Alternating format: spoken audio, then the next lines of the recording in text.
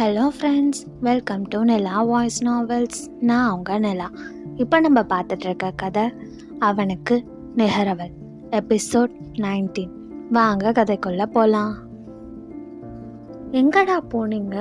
நீங்கள் உயிரோடு இருக்கிறது தெரியாமல் நீங்கள் இறந்துட்டதா நினச்சி நாங்கள் இத்தனை வருஷமாக இருந்திருக்கோம்.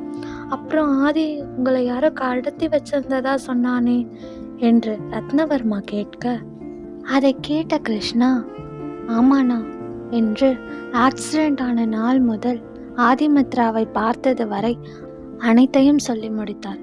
அதை கேட்ட அனைவரின் முகமும் கோபத்தில் சிவந்தது. 15 வருடங்களாக அந்த சிறையில் எவ்வளவு கஷ்டப்பட்டிருப்பார்கள் என்று நினைக்கும் பொழுதே அவர்களின் மனம் வலித்தது. எவ்வளோ தைரியம் இருக்கணும், இதை யார் பண்ணது, அவங்கள நான் சும்மாவே விடமாட்டேன் என்ற ஆக்ரோஷத்தில் கத்திக்கொண்டிருந்த துருவனை ஆதியின் துருவா என்ற கர்ஜனை குரல் அமைதியாக்கியது.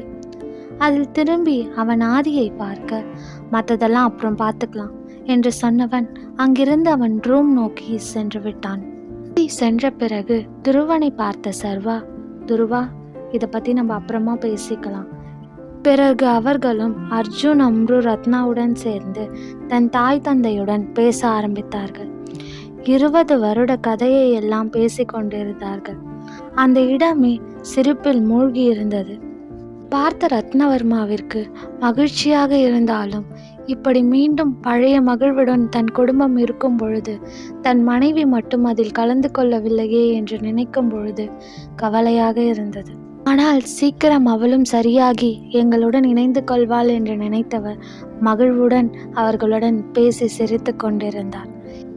இது அனைத்தையும் மேலே இருந்து பார்த்து கொண்டிருந்தான் ஆதி. அவனை மித்ராவும் பார்த்தாள். அவன் முகம் எப்பொழுதும் போல் இறுகி போயிருந்தது. அவன் முகத்தை பார்த்து அவளால் அவன் என்ன நினைக்கிறான் என்பதை கண்டுபிடிக்கவே முடியவில்லை.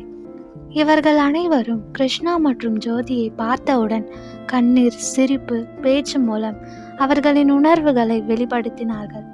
ஆனால் ஆதி, அவனின் இந்த அமைதியும் இறுக்கமும் மித்ராவிற்கு பயத்தை கொடுத்தது. அவன் உணர்வுகளை இதுவரை யாரிடமும் வெளிப்படுத்தியதே இல்லை என்று துருவன் சர்வா மூலம் அறிந்து கொண்டவளுக்கு அவனின் இந்த குணத்தை நினைத்து கவலையாக இருந்தது. பின் சிறிது நேரம் அவர்களுடன் இருந்தவள் அங்கிருந்து அவள் அறை நோக்கி சென்றாள். உள்ளே வந்த மித்ரா பார்த்தது என்னவோ, பெட்டில் அமைதியாக கண்மூடி அமர்ந்திருந்த அவளின் தேவைதான்.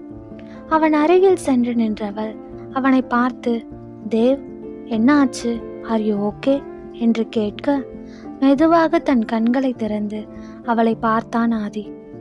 எனக்கென்ன, ஐ எம் ஓகே என்று சொன்னான் ஆதி.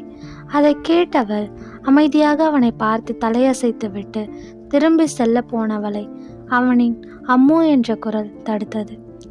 அதில் அவனை என்ன என்பது போல் மித்ரா திரும்பி பார்க்க அவளை தயக்கமாக பார்த்து கொண்டிருந்தான் ஆதி. அவன் முகத்தில் உள்ள தயக்கத்தை மித்ரா புரியாமல் பார்த்து, என்ன ஆச்சு தேவ், ஏன் கூப்பிட்ட என்று கேட்க, அவள் கண்களை பார்த்த ஆதியோ, அது நீ தப்பா நினைக்கலனா நான் கொஞ்ச நேரம் உன் மடியில் படுத்துக்கவா என்று கேட்டான் ஆதி.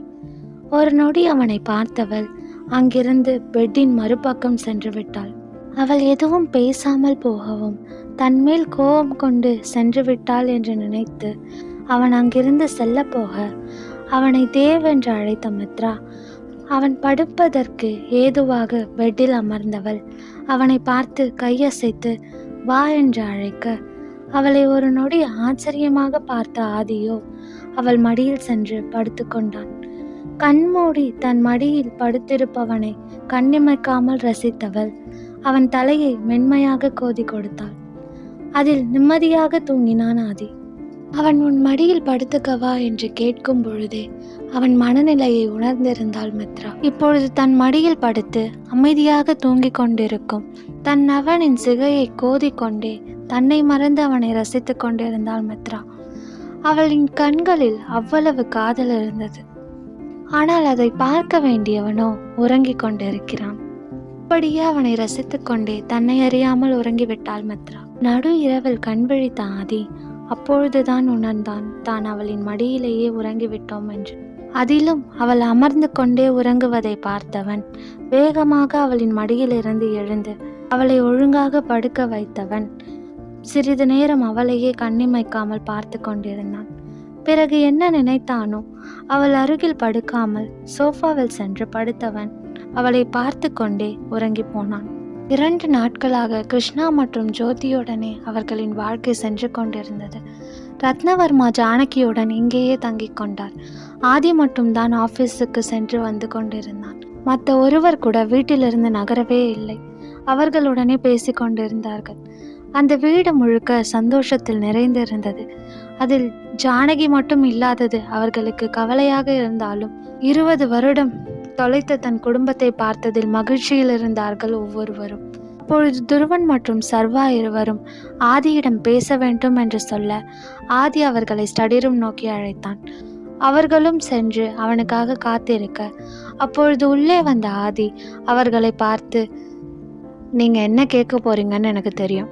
ஆமா, எனக்கு இதெல்லாம் பண்ணது யாருன்னு நல்லாவே தெரியும் என்று சொன்னவன் அவர்களை அழுத்தமாக பார்க்க அதில் கோபமுற்ற துருவனோ, யாரிடா அது, யாருக்கு அவ்வளோ தைரியம் இருக்கணும், நம்ம ஃபேமிலி மேலேயே கை வச்சிருக்காங்க, உனக்கு தெரியும்னு சொல்ற, அப்புறம் ஏன் அவங்கள சும்மா விட்டுருக்க என்று கோபத்தில் ஆதியை முறைத்து கொண்டே கேட்டான் துருவன்.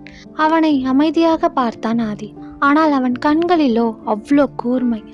அதில் ஒரு கொலை வரி தெரிந்தது. அவன் இதழில் வில்லத்தனமான ஒரு புன்னகை இருந்தது.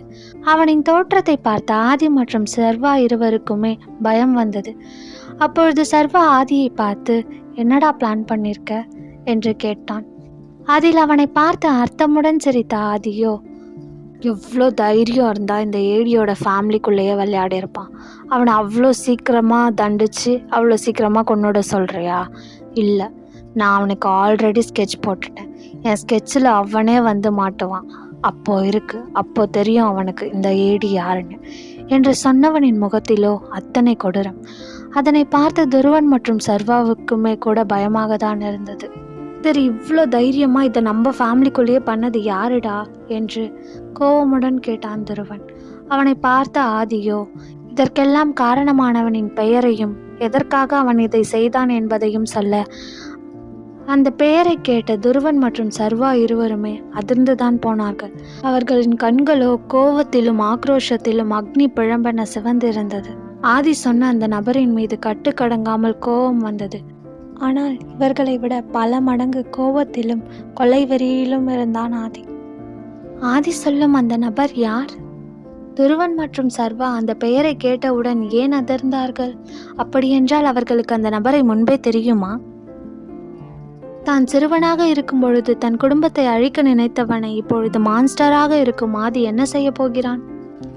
உலகத்தையே ஆட்டி படைக்கும், அனைவரும் கண்டு நடுங்கும், எல்லோராலும் அரக்கன் ராட்சசன் என்று அழைக்கப்படும் ஏடியின் குடும்பத்தை தான் 20 வருடங்களுக்கு முன்பு கொலை செய்ய திட்டமிட்டோம் என்பதை அந்த கொலைகாரன் அறிவானா? ஆதி அவர்களுக்காக போட்டிருக்கும் பிளான் என்ன? இதை பற்றி மேலும் தெரிஞ்சுக்க நிலா வாய்ஸ் நாவல்ஸை சப்ஸ்கிரைப் பண்ணுங்க. இந்த ஸ்டோரி உங்களுக்கு பிடிச்சிருந்தா லைக் பண்ணுங்க, ஷேர் பண்ணுங்க அண்ட் மறக்காம சப்ஸ்கிரைப் பண்ணுங்க. பாய் ஃப்ரெண்ட்ஸ், நான் உங்க நிலா. நெக்ஸ்ட் எபிசோட்ல மீட் பண்ணலாம்.